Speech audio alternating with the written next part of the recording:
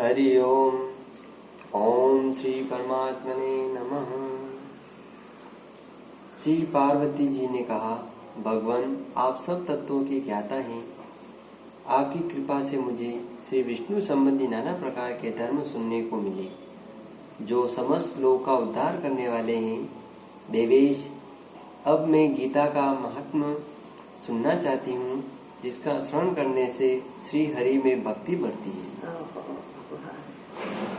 श्री महादेव जी बोले, जिनका श्री विग्रह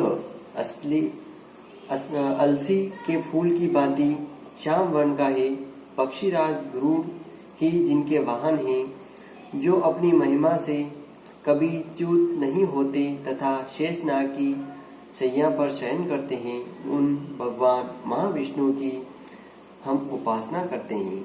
एक समय की बात है, मूढ़ दैत्य के नाशक भगवान विष्णु शेषनाग के रमणीय आसन पर सुखपूर्वक विराजमान थे। उस समय समस्त लोगों को आनंद देने वाली भगवती लक्ष्मी ने आदर पूर्वक प्रश्न किया।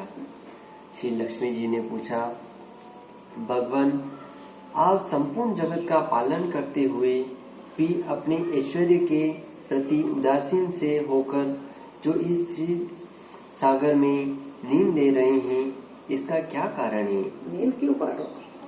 श्री भगवान बोले, सुमुखी, मैं नींद नहीं लेता हूँ, अपितु तत्व का अनुसरण करने वाली अंतर्दृष्टि के द्वारा अपने ही महेश्वर तेज का साक्षात्कार कर रहा हूँ।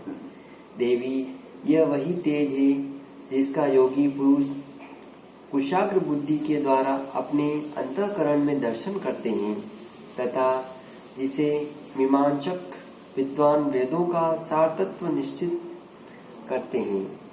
वह महेश्वर तेज एक अजर प्रकाश स्वरूप आत्मरूप, रोग शोक से रहित अखंड आनंद का पुंज निष्पन्द तथा दैत्य रहित है। इस जगत का जीवन उसी के अधीन है, मैं उसी का अनुभव करता हूँ। देवेश्वरी, यही कारण है कि मैं तुम्हें नींद लेता सा प्रतीत हो रहा हूँ। श्री लक्ष्मी जी ने कहा, ऋषिकेश, आप ही योगी पुरुषों के ध्येय हैं। आपके अतिरिक्त भी कोई ध्यान करने योग्य तत्व है, यह जानकर मुझे बड़ा कौतूहल हो रहा है। इस चराचर जगत की सृष्टि और संहार करने वाले स्वयं आप ही हैं। आप सर्वप्रथम हैं। इस प्रकार की स्थिति में होकर भी यदि आप इस परम तत्व में भिन्न हैं, तो मुझे इसका बोध कराइए। शिव भगवान बोले, प्रिय, आत्मा का स्वरूप द्वैत और अद्वैत से पृथक, भाव और भाव से मुक्त तथा आदि और अंत से रहित है। शुद्ध ज्ञान के प्रकाश से उपलब्ध होने वाला तथा परमानंद स्वरूप होने के कारण एकमात्र सुंदर है। वही मेरा ईश्वरीय रूप है। आत्मा का एकत्व ही सबके द्वारा जानने योग्य है। गीता शास्त्र में इसी का प्रतिपादन हुआ है। अमित तेजस्वी भगवान विष्णु के ये वचन सुनकर लक्ष्मी देवी ने शंका उपस्थित करते हुए कहा, भगवान, यदि आपका स्वरूप स्वयं परमानंदमय और मन वाणी की पहुंच के बाहर है, तो गीता कैसे उसका बोध कराती है? मेरे इस संदेह का आप निवारण कीजिए। श्री भगवान बोले, सुंदरी सुनो, मैं गीता में अपनी स्थिति का वर्णन करता हूँ। क्रमशः 5 अध्यायों में तुम 5 मुख जानो, 10 अध्यायों को 10 भुजाएं समझो तथा 1 अध्याय को उदर और 2 अध्यायों को दोनों चरण का जानो। इस प्रकार यह 18 अध्यायों की वांग्मय ईश्वरी मूर्ति ही समझनी चाहिए। यह ज्ञान मात्र से ही महान पातकों का नाश करने वाली है। जो उत्तम बुद्धि वाला पुरुष गीता के एक या अधिक अध्याय का अथवा एक आधे या चौथा श्लोक का भी प्रतिदिन अभ्यास करता है, वह सुशर्मा के समान मुक्त हो जाता है।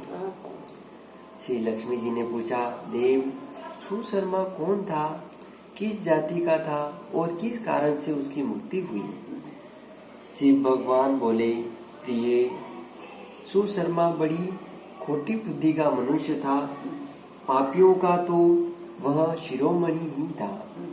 उसका जन्म वैदिक ज्ञान से शून्य और क्रूरतापूर्ण कर्म करने वाले ब्राह्मणों की कुल में हुआ था। वह न ध्यान करता था, न जप, न होम करता था, न अतिथियों का सत्कार। वह लंपट होने के कारण सदा विषयों के सेवन में ही आसक्त रहता था। हल जोतता और पत्ते बेचकर जीविका चलाता था। उसे मदिरा पीने का व्यसन था तथा वह मांस भी खाया करता था। इस प्रकार उसने अपने जीवन का दीर्घ काल व्यतीत कर दिया। एक दिन मूढ़ बुद्धि सुशर्मा पत्ते लाने के लिए किसी ऋषि की वाटिका में घुस गया था। इसी बीच में काल रूप वालीधारी काले सर्प ने उसे डस लिया। सुशर्मा की मृत्यु हो गई। तदंतर वह अनेक नरकों में जा वहां की यातनाएं भोगकर मृत्यु लोक में लौट आया और वहां बोझ डोल वाला बैल हुआ। उस समय किसी पगु ने अपने जीवन को आराम से व्यतीत करने के लिए उसे खरीद लिया। बैल ने अपनी पीठ पर पगु का भार ढोते हुए बड़े कष्ट से 7-8 वर्ष बिताए। एक दिन पंगु ने किसी ऊंचे स्थान पर बहुत देर तक बड़ी तेजी से साथ उस बैल को घुमाया। इससे वह थककर बड़े वेग से पृथ्वी पर गिरा और मूर्छित हो गया। उस समय वहां कुतूहलवश आकृष्ट हो बहुत से लोग एकत्र हो गए। उस जन समुदाय में से किसी पुण्यात्मा व्यक्ति ने उस बैल का कल्याण करने के लिए उसे अपना पुण्य दान किया। तत्पश्चात कुछ दूसरे लोगों ने भी अपने अपने पुण्यों को याद करके उन्हें उसके लिए दान किया। उस भीड़ में एक वेश्या भी खड़ी थी। उसे अपने पुण्य का पता नहीं था, तो भी उसने लोगों की देखा देखी उस बैल के लिए कुछ त्याग किया। तदंतर यमराज के दूत उस मरे हुए प्राणी को पहले यमपुरी में ले गए। वहां वह विचार कर कि यह वेश्या के लिए हुए पुण्य से पुण्यवान हो गया है, उसे छोड़ दिया गया। फिर वह भूलोक में आकर उत्तम कुल और शील वाले ब्राह्मणों के घर में उत्पन्न हुआ। उस समय भी उसे अपने पूर्व जन्म की बातों का स्मरण बना रहा। बहुत दिनों के बाद अपने अज्ञान को दूर करने वाले कल्याण तत्व का जिज्ञासु होकर वह उस वेश्या के पास गया और उसने दान की बात बतलाते हुए उससे पूछा, तुमने कौन सा पुण्य दान किया था? वेश्या ने उत्तर दिया, वह पिंजरे में बैठा हुआ तोता प्रतिदिन कुछ पढ़ता है, उससे मेरा अंतःकरण पवित्र हो गया है।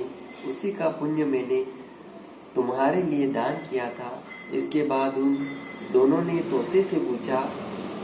तब उस तोते ने अपने पूर्व जन्म का स्मरण करके प्राचीन इतिहास कहना आरंभ किया। शुक बोला, पूर्व जन्म में मैं विद्वान होकर भी विद्वता के अभिमान से मोहित रहता था। मेरा राग द्वेष इतना बढ़ गया था कि मैं गुणवान विद्वानों के प्रति भी ईर्ष्या भाव रखने लगा। फिर समयानुसार मेरी मृत्यु हो गई और मैं अनेकों घृणित लोकों में भटकता फिरा। उसके बाद इस लोक में आया। सदगुरु की अत्यंत निंदा करने के कारण तोते के कुल में मेरा जन्म हुआ। पापी होने के कारण छोटी अवस्था में ही मेरा माता पिता से वियोग हो गया। एक दिन में ग्रीष्म ऋतु में तपे हुए मार्ग पर पड़ा था। वहां से कुछ श्रेष्ठ मुनि मुझे उठा लाए और महात्माओं के आश्रय में आश्रम के भीतर एक पिंजरे में उन्होंने मुझे डाल दिया। वहीं मुझे पढ़ाया गया। ऋषियों के बालक बड़े आदर के साथ गीता के प्रथम अध्याय की आवृत्ति करते थे। उन्हीं से सुनकर मैं भी बारंबार पाठ करने लगा। इसी बीच में एक चोरी करने वाला बहेलिये ने मुझे वहां से चुरा लिया। तत्पश्चात इस देवी ने मुझे खरीद लिया। यही मेरा वृत्तांत है जिसे मैंने आप लोगों से बता दिया। पूर्व काल में मैंने इस प्रथम अध्याय का अभ्यास किया था, जिससे मैंने अपने पापों को दूर किया है। फिर उसी से इस वेश्या का भी अंतःकरण शुद्ध हुआ है और उसी के पुण्य से ये द्विजश्रेष्ठ सुशर्मा भी पाप मुक्त हुए हैं। इस प्रकार परस्पर वार्तालाप और गीता के प्रथम अध्याय के महात्मा की प्रशंसा करके वे तीनों निरंतर अपने अपने घर पर गीता का अभ्यास करने लगे। फिर ज्ञान प्राप्त करके वे मुक्त हो गए। इसीलिए जो गीता के प्रथम अध्याय को पढ़ता, सुनता तथा अभ्यास करता है, उसे इस भवसागर को पार करने में कोई कठिनाई नहीं होती। बोलिए गीता माता की जय। बोलिए कृष्ण भगवान की जय।